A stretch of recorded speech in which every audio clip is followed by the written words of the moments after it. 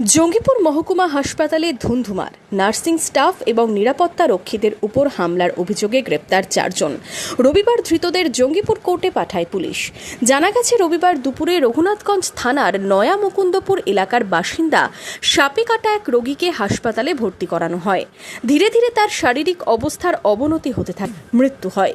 অভিযোগের পরই মৃতের পরিবারের সদস্যরা ক্ষিপ্ত হয়ে নার্সিং স্টাফ ও নিরাপত্তা রক্ষীদের ওপর হামলা চালায়। এতেই হাসপাতাল চত্বরে চাঞ্চল্য ছড়িয়েছে।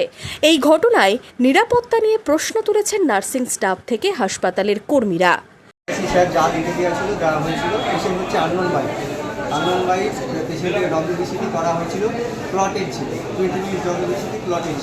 তারপরে পেশেন্ট পার্টি কমপ্লেন করে পেশেন্টের অবনতি হচ্ছে, তারপরে স্যারকে কল বুক দিলাম, স্যার এলো, তৎক্ষণাৎ এসছে।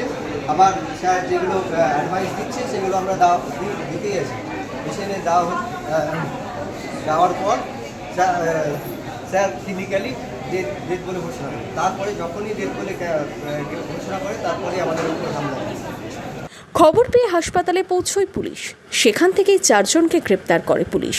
ইতিমধ্যেই হাসপাতাল কর্তৃপক্ষের তরফে রঘুনাথগঞ্জ থানায় লিখিত অভিযোগ দায়ের করা হয়েছে।